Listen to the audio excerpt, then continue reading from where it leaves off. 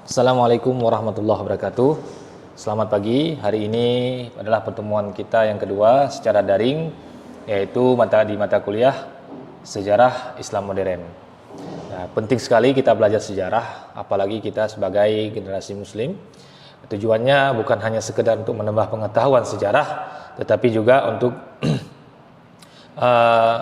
bisa mengisahkan kalau seandainya ada penyimpangan-penyimpangan sejarah yang diceritakan oleh orang-orang yang di luar kita. Sehingga penting sekali saya pikir kita belajar sejarah Islam. Dan ini mata kuliah ini bukan hanya sekedar untuk pelengkap ya, tetapi menjadi tujuan utama dalam kita menambah wawasan bagaimana Islam ini berkembang dari pertama wahyu turun kepada Nabi Sallallahu Alaihi Wasallam sampai hari ini. Secara umum ini dalam mempelajari sejarah Islam atau peradaban Islam, kita bagi dalam 3 periode. Pertama ada periode klasik, ya, yang kedua ada periode pertengahan, ya, yang ketiga ada periode modern. Yang mana 2 periode, yaitu periode klasik itu sudah dilewati, periode pertengahan juga sudah dilewati, dan hari ini adalah periode dikatakan dengan periode modern. Sejarah yang kita perhatikan dalam mempelajari sejarah ini dalam pertemuan kali ini adalah pertama kita fokuskan adalah pada aspek-aspek keagamaannya, yang kedua pada sosial politik yang terjadi di baik di masa klasik, masa pertengahan dan masa modern. Yang ketiga adalah intelektual seorang muslim, atau intelektual bisa dikatakan adalah pengetahuan atau perkembangan ilmu pengetahuan yang terjadi di setiap periode-periode tersebut. Kita lihat sejarah Islam periode klasik itu bisa membentang sampai 6,5 abad, yaitu dari tahun 600 hingga tahun 1258. Ini menurut sebagian ahli sejarah. Ini dalam penanggalan Masehi ya, kita bicara tidak dalam konteks Hijriah. Nah, dalam rentang waktu ini wahyu diterima oleh Nabi Sallallahu Alaihi Wasallam, kemudian menjadi pondasi bagi perkembangan masyarakat dan juga menjadi pondasi peradaban Islam ke abad-abad berikutnya, yaitu dari pertama wahyu turun kepada Rasulullah Sallallahu Alaihi Wasallam, Nabi Muhammad Sallallahu Alaihi Wasallam, kemudian ini menjadi pondasi dan juga menjadi pondasi bagi perkembangan peradaban Islam ke abad-abad berikutnya. Dalam periode ini umat Islam berhasil membangun satu sistem politik yang sangat maju dan kuat ya. Pada waktu itu bisa dikatakan politik pada waktu di masa Rasulullah SAW itu adalah bisa diakui hebatnya ya, bisa diakui kehebatannya politik pada masa itu, sehingga dengan mudahnya Islam berkembang ya. Bisa dibayangkan satu masyarakat yang hancur pada waktu itu memang wilayah yang terbaik untuk diturunkan wahyu itu adalah di wilayah Jazirah Arab. Kalau berbicara di wilayah belahan dunia yang lain itu masyarakatnya sangat rusak.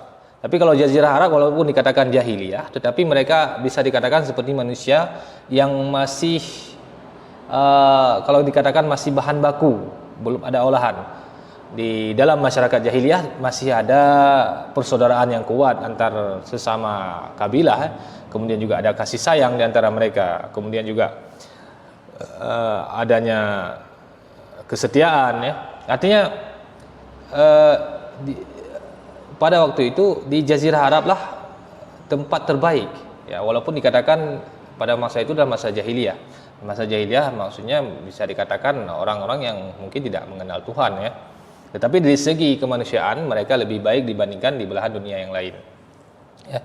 Bisa kita bayangkan kenapa dikatakan pada masa itu politiknya bagus ya, karena Nabi Sallallahu Alaihi Wasallam berdakwah selama 23 tahun. Coba kita tantang seseorang pada hari ini ya untuk memperbaiki Indonesia saja supaya masyarakatnya sejahtera, kemudian juga makmur ya.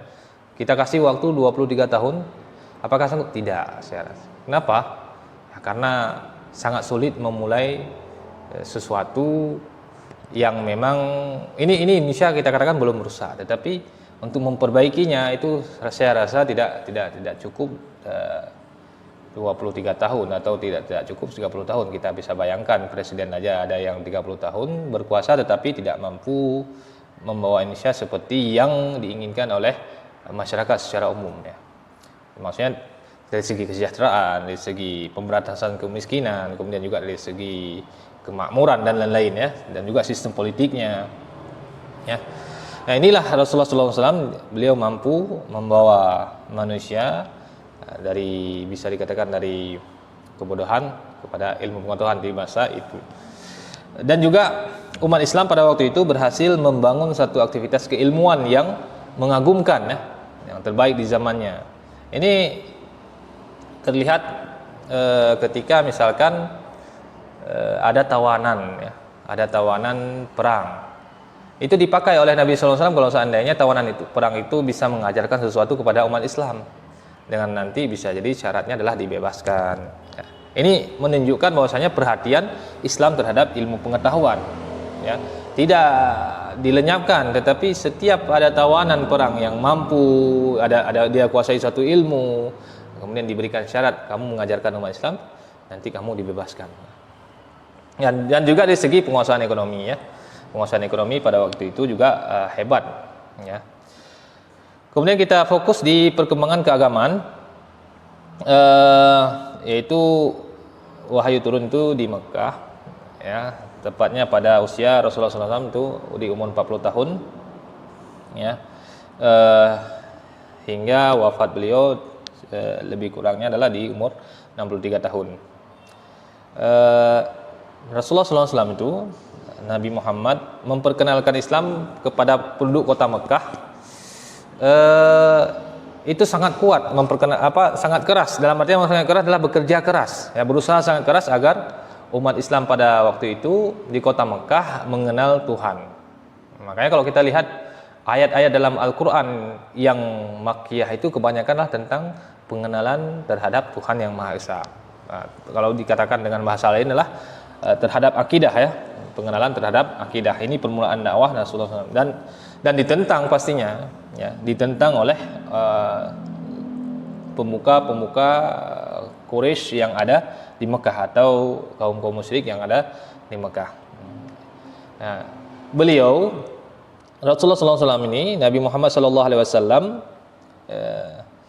tentunya ya, beliau bernasab mulia dalam artian begini. Kalau seandainya Rasulullah SAW, Nabi Muhammad pada waktu itu mengembangkan agama tanpa basic atau backing beliau itu adalah orang yang disegani, maka sungguh sangat cepat lenyap dakwah itu. Tetapi karena keluarga besar beliau adalah orang-orang yang dihormati di kota Mekah, orang-orang yang disegani, kalau di istilahnya adalah sistem patriarki, yaitu sistem kebapaan, tidak berani orang misalkan seseorang membunuh kabilah lain karena akan terjadi perang. Makanya Rasulullah SAW memiliki backing keluarga yang hebat ya, sehingga dakwah beliau walaupun ditentang sangat keras, tetapi ada pembelaan dari keluarga beliau ya. Makanya orang-orang kafir musyrik pada waktu itu kalau ingin membunuh Rasulullah SAW, mereka harus berpikir 7 kali bahkan 100 kali. Kenapa? Karena mereka akan, kalau seandainya Nabi SAW dibunuh, pasti keluarga-keluarga Rasulullah SAW itu atau Bani Hashim itu tidak akan tinggal diam ya. Selama 13 tahun lebih kurang itu di kota Mekah, beliau hijrah ke kota Madinah karena salah satunya adalah karena perintah dari Allah Subhanahu wa taala, wahyu yang datang untuk berhijrah. Yang kedua adalah memang kondisi Mekah pada waktu itu tidak memungkinkan untuk dakwah lagi. Nah, ternyata di Madinah itu dakwahnya disambut sangat luar biasa oleh penduduk kota Madinah ya. Madinah Munawwarah disambut Rasulullah SAW dengan sangat luar biasa, karena sebahagian dari penduduk Madinah, beberapa orang itu sebelum Rasulullah datang mereka sudah Islam ya, sudah masuk Islam berdasarkan dari dakwah salah seorang sahabat Nabi SAW.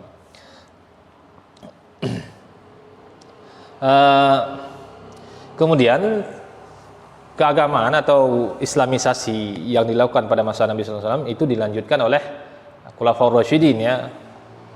Beliau diantaranya adalah Abu Bakar ya. Kemudian juga Umar bin Khattab ya, Utsman bin Affan, dan juga adalah Ali bin Abi Thalib. Karena memang di penghujung hidup Rasulullah SAW sudah ada rencana perluasan Islam atau perluasan pengaruh Islam ke Syria Utara ya. Kemudian ini dilaksanakan pada masa kepemimpinan Abu Bakar As-Siddiq, yaitu Abu Bakar As-Siddiq berkuasa dari tahun 632 sampai 634 selama 2 tahun ya. Dan Umar bin Khattab setelah itu dilanjutkan oleh Umar bin Khattab. Ya, pada masa Umar pengaruh Islam itu meluas ke arah barat, seperti Yordania, Palestina ya, meluas ke arah barat seperti ya Yordania, Palestina, dan kemudian melanjut ke Mesir masa Umar ya. Mesir Islam masuk itu adalah di masa Umar bin Khattab. Siapa yang menaklukkan Mesir itu adalah Amru bin As. Ya, yang membuka Mesir itu adalah Amru bin As. Sementara di bawah kepemimpinan Utsman bin Affan, pengaruh Islam itu mengarah ke timur, mencakup wilayah Persia, bahkan mencapai perbatasan Afghanistan dan Cina, ya, wilayah Utsman. Makanya kita katakan Aceh ini, ya, ada yang mengatakan Islam masuk ke Aceh itu di masa Umar bin Khattab, ada yang mengatakan di masa Utsman bin Affan.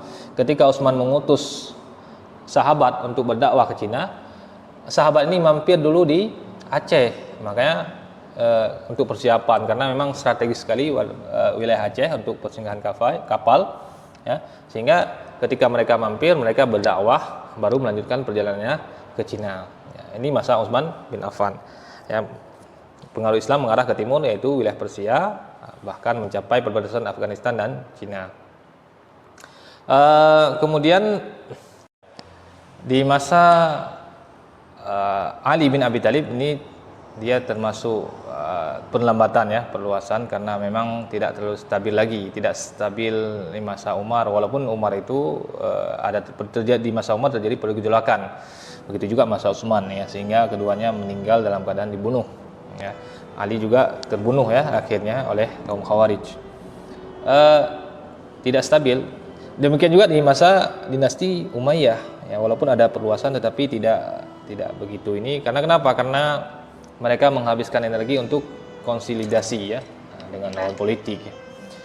Di masa dinasti Abbasiyah itu memang hanya solid pada sekitar setengah dari masa kekuasaannya, memang solid ya pada sekitar setengah dari masa kekuasaannya, akan tetapi perluasan pengaruh Islam sama sekali tidak diperlambat. Walaupun Abbasiyah ini kurang solid ya, setengah dari kekuasaannya tidak solid lagi, tetapi perluasan pengaruh Islam itu tidak menghambat ya. Sejak pertengahan abad ke-10, dinasti yang kecil yang secara normatif mengakui supremasi dari Abbasiyah di bidang agama melakukan tugas perluasan Islam ya, secara baik ke seluruh dunia. Bahkan Islam masuk ke Eropa itu di masa Abbasiyah ya. Kalau kita lihat dalam kenyataannya, dinasti-dinasti kecil yang mengakui supremasi Abbasiyah secara agama itu memperluaskan pengaruh Islam itu ke sudut-sudut dunia yang hampir mustahil dijangkau secara langsung dari Baghdad, karena pada waktu itu ibu kotanya adalah di Baghdad ya. Ibu kota khilafah pada waktu itu adalah di Baghdad ya. Karena perluasannya sangat luas, hampir mustahil dijangkau secara langsung dari Baghdad ya. Kalau sekarang mungkin lebih gampang karena kondisi yang modern. Kalau dulu jauh sekali ya dari Baghdad untuk ke wilayah-wilayah Islam yang sudah tersebar. Dan pada waktu itu juga tidak ada statistik yang memadai tentang berapa sih jumlah umat Islam pada masa puncak kejayaan ini ya. Nah, namun demikian perlu diketahui bahwasanya pada tahun 629 dalam peristiwa Fathul Mekah, yaitu 2 tahun sebelum wafat Nabi Shallallahu Alaihi Wasallam, jumlah pasukan umat Islam mencapai 10.000 orang ya, 10.000 orang. Lalu pada tahun 631 ketika Nabi Shallallahu Alaihi Wasallam melaksanakan haji dari Madinah menuju Mekah itu jumlah rombongan sebesar 100.000 orang. Ini perbandingan ya. Artinya di masa Abbasiyah itu tidak ada statistik atau perkiraan berapa sih jumlah umat Islam pada masa kejayaannya. Tapi di masa Nabi Shallallahu Alaihi Wasallam itu sudah 100.000 orang rombongan yang datang dari Madinah menuju ke Mekah untuk melaksanakan ibadah haji. Oke.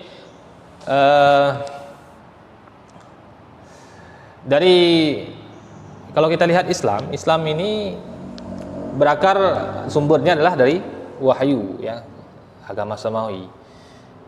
Kan ada 3 agama samawi yang diakui, yaitu Yahudi, kemudian Nasrani, dan juga yang terakhir adalah agama Islam ya, agama Islam yang penamanya Islam ya. Walaupun ya semua agama dari pertama Nabi Adam itu adalah agama Islam, inna indallahil Islam ya, kalau kita lihat ayat Al-Quran. Tapi penamaan secara khusus itu ya, itu ada 3 agama. Pertama ada agama Yahudi, agama Samawi, kemudian agama Nasrani, dan juga agama Islam menjadi penutup segala agama yang turun dari langit, agama Samawi. Al-Quran itu sudah ditulis di masa wahyu turun. Sejak awal wahyu turun ada yang mencatat wahyu, tetapi pencatatan pada waktu itu tidak seperti sekarang ya. Pencatatan pada waktu itu sekedar ditulis misalkan di pelepah kurma atau di tulang-tulang ya. Sekedar ditulis dalam artian tidak menjadi satu buah mushaf seperti yang hari ini kita lihat. Akan tetapi kodifikasi atau pembukuan barulah selesai dilaksanakan pada masa Utsman bin Affan. Maka sering kita kenal mushaf Mushaf Utsmani ya, karena selesai menjadi satu mushaf itu adalah di masa Utsman bin Affan. Walaupun dikumpulkannya sudah terjadi di masa Abu Bakar radhiyallahu anhu ketika terjadi perang Yamamah, datang Umar bin Khattab kepada Abu Bakar untuk meminta saran bahwasanya Al-Quran ini kita bukukan, kita tuliskan, karena banyak penghafal Al-Quran yang meninggal. Tetapi pembukuan secara sempurna, artinya kodifikasinya jadi satu mushaf itu terjadi di masa Utsman, maka dikenal dengan Mushaf Utsmani. Adapun hadis Nabi Sallallahu Alaihi Wasallam baru mengalami proses autentifikasi atau sistematisasi itu pada abad ke-9 di tangan para peneliti ya. Dulu belum ada buku-buku masa sahabat itu, belum ada Sahih Bukhari misalkan, tidak. Kapan ditulis itu atau adanya autentifikasi itu pada abad ke-9. Nah, ini seperti saya katakan tadi, kita fokus di bidang agama di periode klasik ya. Di tangan para peneliti semacam misalkan Imam Muhammad bin Ismail Al-Bukhari yang wafat tahun 870, dan juga Imam Muslim ya, namanya adalah Abu Husain Muslim Al-Hajjaj ya, itu wafat tahun 875. Meskipun upaya-upaya awal sudah ada sebelum mereka, artinya sudah ada sebelum Sahih Bukhari sudah ada upaya-upaya mengumpulkan hadis, dan juga sebelum Imam Muslim. Intinya sejak masa yang paling awal agama Islam telah mempunyai sumber dasar yang terstandarisasi, yaitu Al-Quran dan hadis Nabi Sallallahu Alaihi Wasallam ya. Artinya pada masa awal agama Islam ini sudah mempunyai standarisasi, yaitu Al-Quran dan hadis Nabi Sallallahu Alaihi Wasallam. Betapapun juga persentuhan Islam dengan berbagai bangsa, budaya, dan keadaan, mau tidak mau mengharuskan adanya penafsiran lebih lanjut. Nah, penafsiran lebih lanjut, ya makanya lahirlah mufassir ya, penafsiran lebih lanjut tentang Al-Quran maupun hadis Nabi Sallallahu Alaihi Wasallam. Kemudian kita lihat perkembangan sosial politik. Di antara karakter pokok agama Islam adalah perhatiannya yang merimbang pada urusan dunia dan akhirat. Ya, ini harus kita pahami ya. Karakter pokok agama Islam kita itu adalah perhatiannya pada perimbangan antara dunia dan akhirat. Kita bukan hanya disuruh cari akhirat tapi meninggalkan dunia, tetapi ada keseimbangan ya antara dunia dan akhirat. Maka Islam memberikan perhatian penuh kepada aspek-aspek pengelolaan kehidupan manusia. Makanya kita bisa dikatakan Islam itu mengatur seluruh aspek kehidupan manusia, dari mereka tidur sampai mereka bangun tidur lagi. Dari mereka bangun tidur sampai mereka tidur lagi. Segala aktivitas itu sudah diatur di dalam agama Islam. Nah, ini yang hebatnya. Aspek-aspek keduniaan juga sudah diatur ya. Aspek-aspek ibadah, aspek akhirat itu juga diatur dengan sedemikian detailnya di dalam agama Islam.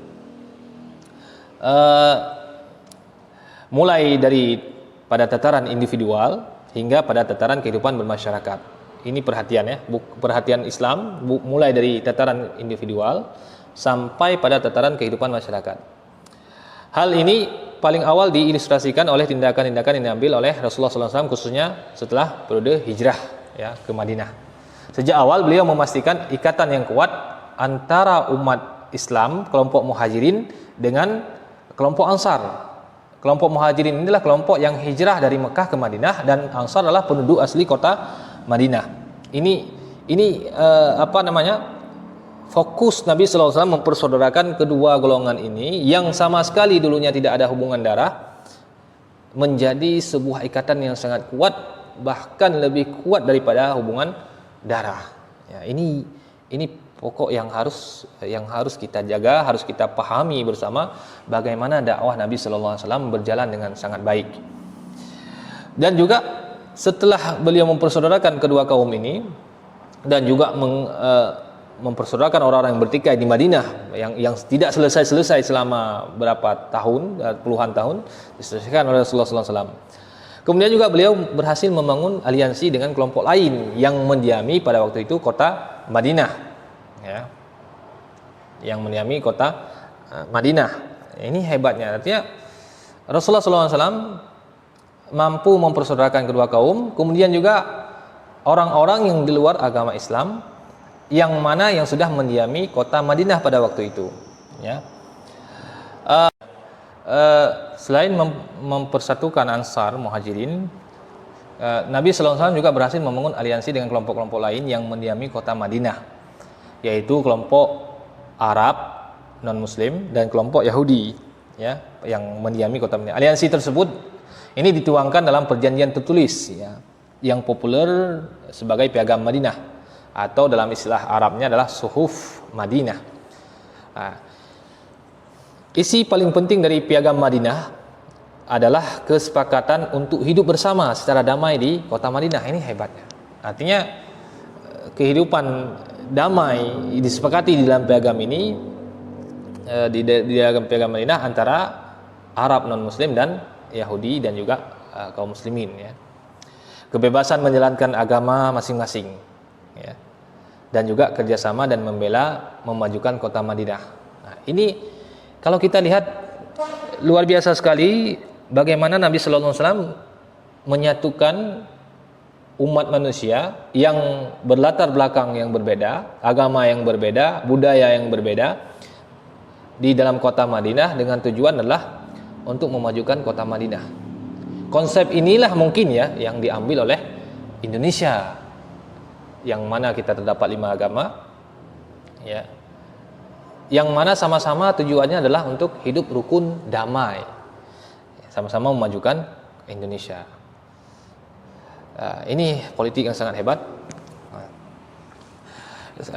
Struktur sosial politik umat Islam untuk pertama kali itu diletakkan oleh Nabi Sallallahu Alaihi Wasallam, yaitu Nabi Muhammad Sallallahu Alaihi Wasallam, dengan beliau secara langsung menjadi pemimpin tertinggi.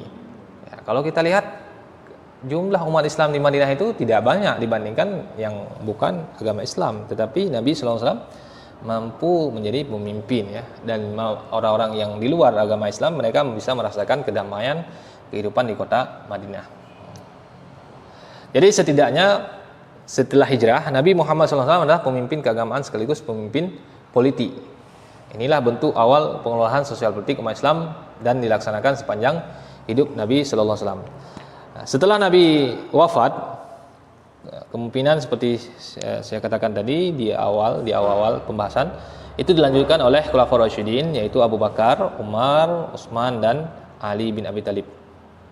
Masing-masing mereka menjadi khalifah dengan cara yang berbeda ya. Dengan cara yang berbeda, misalkan Abu Bakar dipilih secara musyawarah, kemudian juga Umar ditunjuk oleh Abu Bakar, Utsman juga ditunjuk, Ali bin Abi Thalib juga. Nah, ini kalau kita lihat pemilihan pimpinan politik ini menunjukkan Islam itu tidak mengatakan ada satu sistem yang benar cara memilih pimpinan politik. Tidak ada satu sistem yang khusus. Ya, karena kenapa? Karena keempat Khulafaur Rasyidin ini dipilih dengan cara yang berbeda.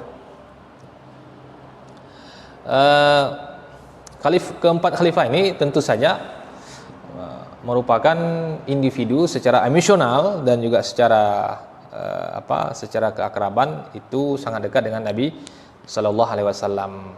Ya, karenanya memiliki kualifikasi yang sangat tinggi untuk melanjutkan kepemimpinan Nabi Sallallahu Alaihi Wasallam. Ya, keempat sahabat ini adalah orang yang sangat dekat dengan Nabi, yang sangat cocok untuk menjadi pemimpin umat Islam pada waktu itu. Tetapi keempat ini masing-masing menghadapi tantangan ya, dari kepemimpinan yang relatif berbeda satu sama lain. Ya, makanya setiap pemimpin itu ada tantangannya. Ya. Artinya tidak semulus yang kita pikirkan, nanti kita kembali ke masa khilafah akan terjadi kedamaian, kemudian akan terjadi kesejahteraan, akan hidup damai. Tidak.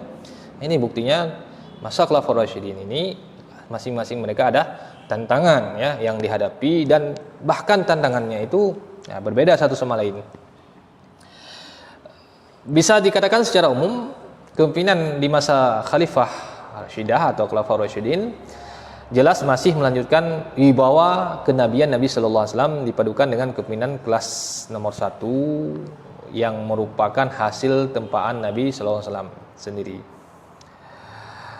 Masa akhir Khilafah Rashidah atau Khulafaur Rasyidin diwarnai perbedaan pendapat seputar wafatnya Khalifah Utsman bin Affan. Nah, ini perbedaan pendapat ini ya, ketika wafat Utsman bin Affan terjadi perbedaan pendapat yang sangat tajam di antara para sahabat atau kemulut sosial, pecah ya menjadi perang saudara antara faksi dalam umat Islam sendiri.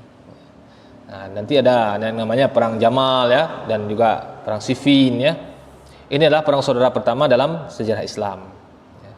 Kenapa? Karena terjadi perbedaan pendapat tentang atau mengenai kematian wafatnya Utsman bin Affan. Ya. Biasa disebut dengan Al-Fitnah Al-Kubra ya. Terjadi perang saudara ini disebut dengan Al-Fitnah Al-Kubra, berakhir seiring berakhirnya Khilafah Rashidah. Jadi ketika Khilafah Rasyidin ini berakhirlah Fitnah Al-Kubra ini. Di antara peristiwa penting yang mengikuti berakhirnya Khilafah Rashidah adalah peralihan sistem pengelolaan kekuasaan umat Islam ya. Yang dulunya sistemnya khilafah ya, kemudian menjadi dikatakan sebagai sistem kerajaan ya, Bani Umayyah, yang mana Umayyah mewariskan kekuasaannya kepada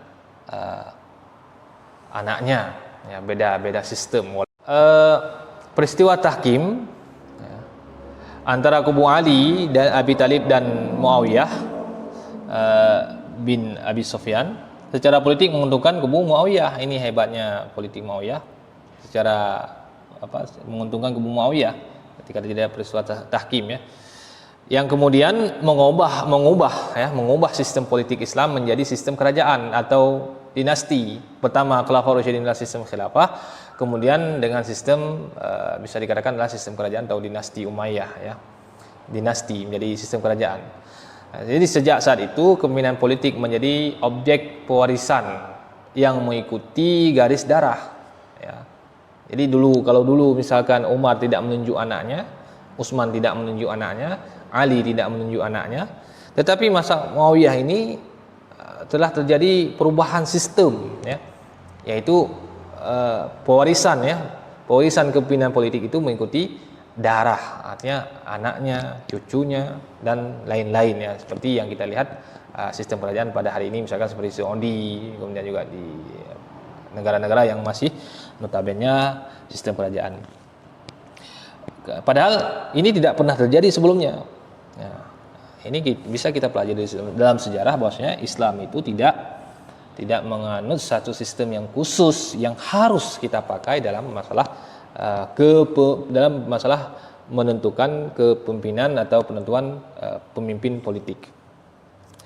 Jadi apa yang dimulai oleh Muawiyah kemudian menjadi praktek yang umum dilakukan oleh umat Islam untuk masa-masa yang sangat panjang. Itu dinasti Umayyah bertahan selama hampir 1 abad dengan melibatkan 14 orang khalifah. Lalu praktek yang sama dilanjutkan oleh keluarga lain, dinasti Abbasiyah, ketika Abbasiyah berkuasa lebih lama lagi, yaitu sekitar 5 abad ya, yaitu melibatkan sebanyak jumlah khalifah di masa Abbasiyah itu sekitar 37 orang. Kalau tadi di masa Umayyah itu 14 orang khalifah, di masa Abbasiyah itu 37 orang khalifah. Jadi sistem kerajaan inilah yang diterapkan oleh umat Islam hingga akhir masa klasik pada pertengahan abad ke-13 seiring tumbangnya dinasti Abbasiyah. Ya, seperti yang sudah Bapak sampaikan tadi, secara prinsip seluruh Jazirah Arabia telah mengakui kekuasaan Islam di bawah kepemimpinan Nabi SAW yang berpusat di Madinah. Pada masa Khulafaur Rashidah, perluasan kekuasaan politik Islam mengalami percepatan dan telah mencakup Syria, Irak, Persia, Mesir. Masa kekuasaan dinasti Umayyah lagi itu lebih diwarnai dengan proses konsolidasi kekuasaan dengan kecenderungan Arabisasi yang sangat kuat. Sedangkan di zaman Abbasiyah, proses penaklukan dan peluasan wilayah kembali menemukan semangat baru.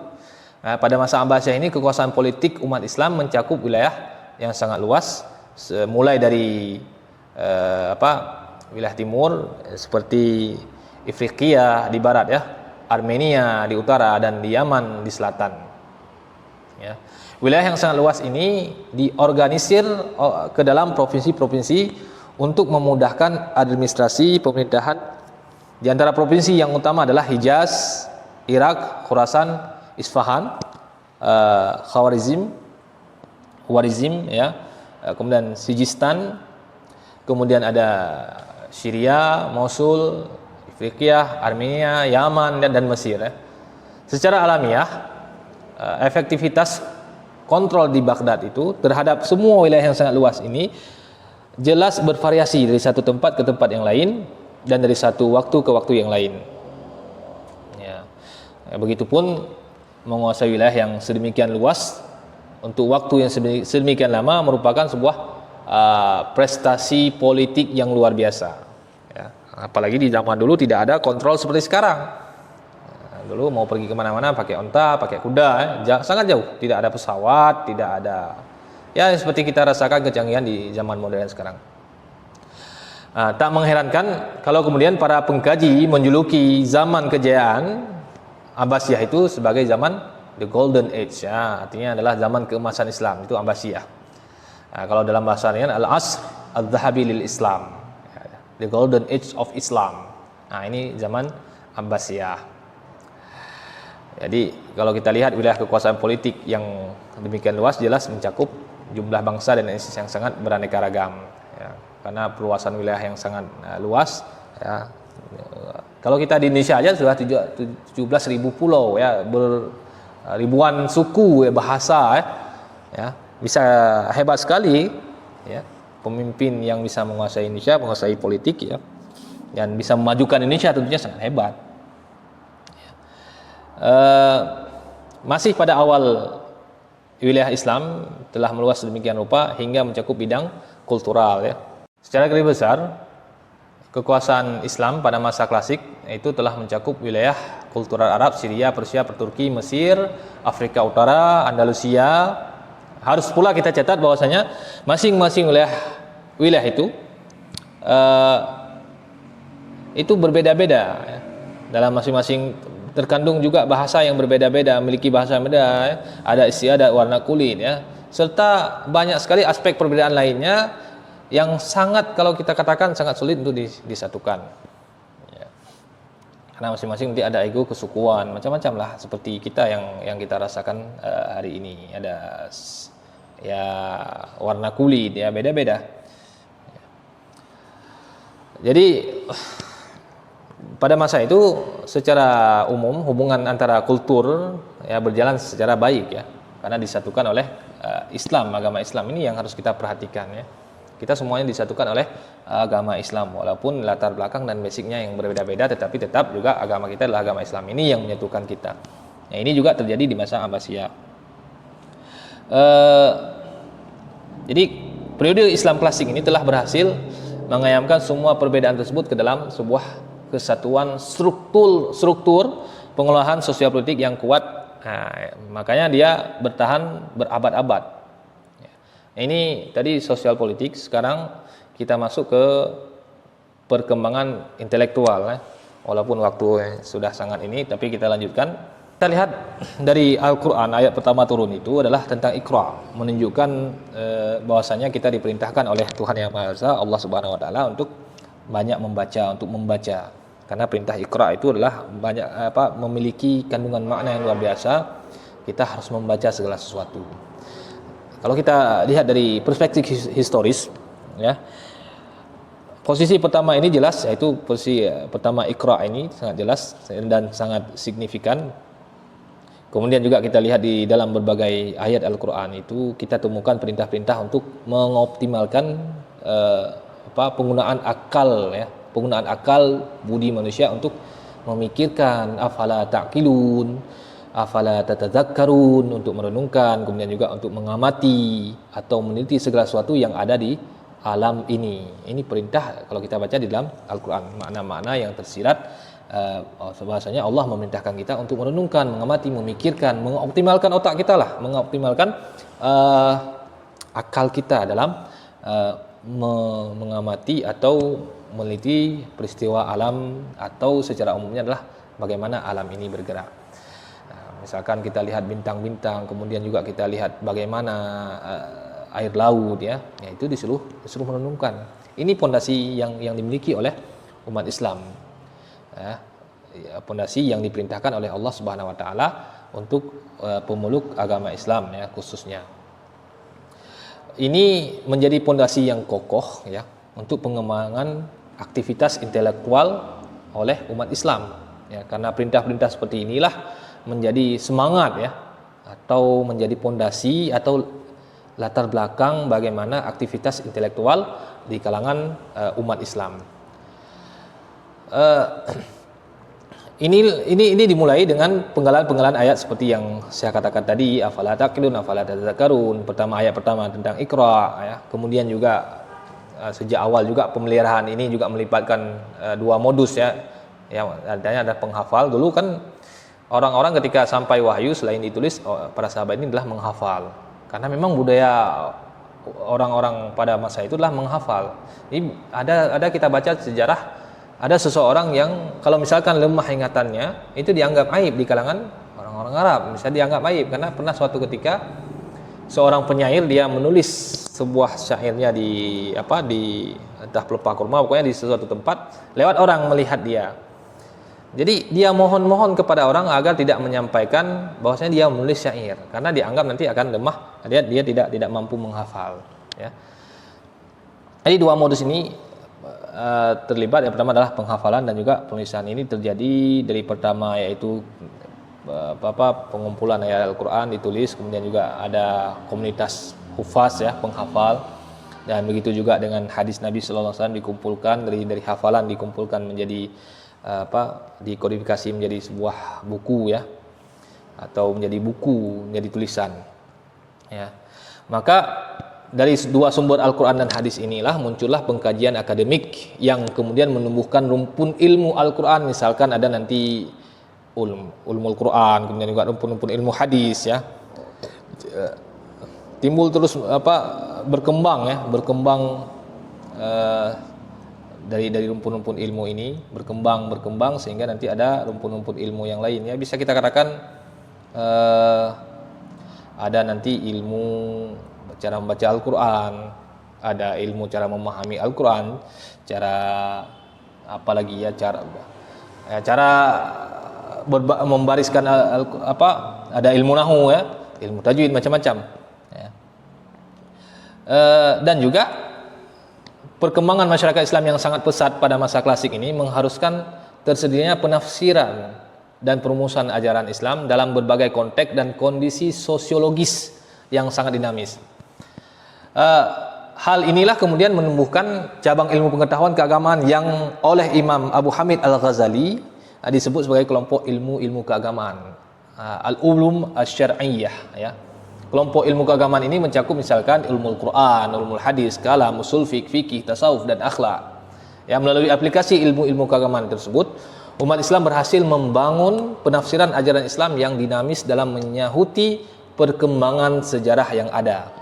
Ya, sejumlah nama-nama besar yang lahir ya di bidang ini mewarnai sejarah intelektual Islam klasik. Misalkan seperti Ibnu Abbas, Ibnu Jarir At-Tabari, ya, kemudian ada Muhammad bin Ismail Al-Bukhari, Muslim Al-Hajjaj, ya. Kemudian ada Abu Hasan Al-Asy'ari, Muhammad At-Tayyib, Ibnu Tayyib Al-Baqilani, ya. Kemudian juga ada Abu Hanifah, Muhammad bin Idris Asy-Syafi'i, banyak sekali. Kemudian ada Imam Malik, ya, Imam Hanafi, Imam Hambali, maaf. Ya. Kemudian banyak ulama-ulama yang lain ya dalam bidang ilmu al-ulum asy-syar'iyyah yang lain yang tidak saya sebutkan. Jadi semangat intelektual umat Islam zaman klasik tidaklah terbatas pada pengembangan ilmu-ilmu keagamaan semata. Jadi tidak hanya sebatas pada ilmu keagamaan semata, ya. Karena kenapa? Karena Al-Quran sendiri mengandung banyak sekali perintah untuk melakukan penelitian terhadap berbagai fenomena alam tentang bumi, ya, gunung, lembah, air, binatang, lautan, langit, ya, dan seterusnya, dan semua yang berhubungan dengan alam itu ada perintah dalam Al-Quran untuk meneliti berbagai fenomena alam yang terjadi. Perintah teologis ini kemudian berpadu dengan kebutuhan praktis perkembangan umat Islam dalam berbagai bidang, lalu membentuk faktor pendorong pengkajian ilmiah di bidang filsafat misalkan, ya, dan kealaman. Dalam proses perluasan kekuasaan, umat Islam memasuki wilayah-wilayah yang kaya akan warisan ilmiah kuno. Jadi ketika terjadi perluasan wilayah, kita umat Islam ini memasuki wilayah yang dulunya memiliki ilmu pengetahuan, ya, ada warisan keilmuan yang ilmiah, ya, seperti misalkan Syria, Palestina, Mesir dan Persia. Mereka sebelum Islam mereka sudah maju, ya. Mesir juga sudah, kita lihat peradabannya, peradaban Firaun itu luar biasa maju, dan wilayah-wilayah lain, ya, seperti Syria. Jadi ada warisan keilmuan yang kuno yang bisa menjadi tantangan tersendiri bagi intelektual Muslim. Nah, segera saja umat Islam menyadari potensi yang sangat luar biasa ini yang didapatkan dari warisan, misalkan dari warisan Yunani, Persia. Lalu dengan berbagai cara umat Islam berupaya untuk mengumpulkan warisan ilmiah tersebut, ya. Bukan dibuang tapi dipadukan, ya. Ya. Strategi besar ini dilakukan oleh umat Islam di era klasik ini atau periode klasik adalah penerjemahan warisan ilmiah kuno tersebut ke dalam bahasa Arab, ya, baik filsafat atau ilmu-ilmu yang lain itu diterjemahkan ke dalam bahasa Arab. Sehingga para peneliti Muslim memiliki akses terhadap informasi ilmiah yang ada di dalamnya. Ya. Strategi penerjemahan inilah yang sesungguhnya menjadi faktor utama cepatnya perkembangan sains dan teknologi umat Islam di masa klasik atau di periode klasik. Di antara sangat banyak tokoh yang mewarnai sejarah intelektual Islam klasik adalah beberapa yang populer yang sering kita dengar adalah ada Abu Yusuf Al-Kindi, ya. Kemudian Abu Nasr Al-Farabi, ini bisa dicari nanti siapa mereka. Kemudian ada Abu Ali Al-Husain Ibnu Sina, ya, beliau filsafat, kedokteran. Muhammad Musa Al-Khwarizmi, matematik, ya, macam-macam. Ini laptop pun kalau seandainya tidak ada ilmuwan Muslim, maka kita nggak bisa pakai mungkin laptop ini, ya, karena dasarnya adalah dari mereka. Kemudian ada Umar Al-Khayyam, ya, matematik, ya, Al-Jabar dan macam-macam. Ya, ini kenapa bisa umat Islam ini kenapa bisa melahirkan tokoh-tokoh yang hebat ini? Karena ketika terjadi perluasan Islam, ada warisan-warisan yang dulu, ada peradaban Yunani dulu maju, peradaban yang ada di Mesir, ya, di warisan ilmiah mereka diterjemahkan ke dalam bahasa Arab, kemudian diteliti sehingga bisalah kita rasakan ilmu pengetahuan yang hari ini kita rasakan. Mungkin sekian untuk pertemuan kita pada hari ini. Kita bahas cukup dengan periode klasik. Nanti mungkin pertemuan ke depan kita akan bahas di periode pertengahan. Mungkin banyak sekali kekurangan, bisa nanti adik-adik baca lagi, ya, karena ini berhubungan dengan sejarah. Harus banyak-banyak baca buku sejarah yang berhubungan dengan peradaban Islam agar menambah wawasan kita, menambah ilmu pengetahuan kita, dan sangat menarik ya kalau kita baca sejarah. Ya, sangat menarik bagaimana hebatnya dan kegigihan orang-orang dulu. Ya, mereka memanfaatkan waktu dengan sebaik-baiknya untuk belajar sehingga menemukan hal-hal yang menakjubkan yang bisa kita rasakan pada hari ini.